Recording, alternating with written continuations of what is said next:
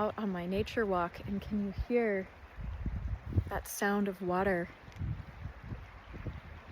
That is so lovely. You know, there's some really incredible research on how healing nature time can be for us, and a lot of it has that kind of like duh feeling to it, and some of it even is labeled as woo-woo, of like, oh, the grounding. If you've heard of grounding and earthing, there is some emerging science that and just like really powerful anecdotes of people with inflammatory diseases standing outside barefoot on the ground and allowing their electricity to be grounded by the earth. And it was discovered by a guy who like was instrumental in the internet in learning how to ground electricity, because he built houses and knew that in order for the house to be safe, you have to ground the power wires, because the earth will neutralize the electricity. So I hope I'm explaining this correctly, because this is my summary of understanding. So if someone knows more about it, you can correct me in the comments here.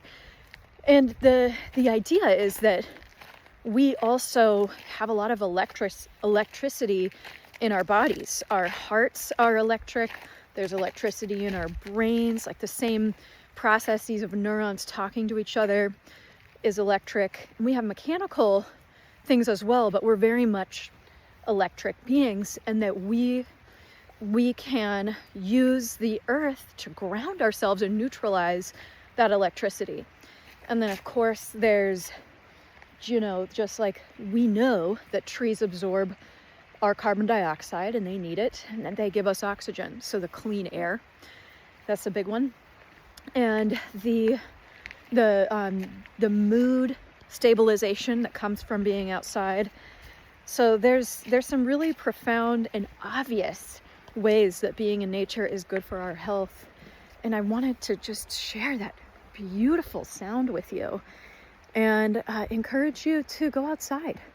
There's even interesting research about getting 20 minutes of sunlight, especially in the morning, and that really helping to regulate our internal clock and go to bed and be able to fall asleep at the right time every day.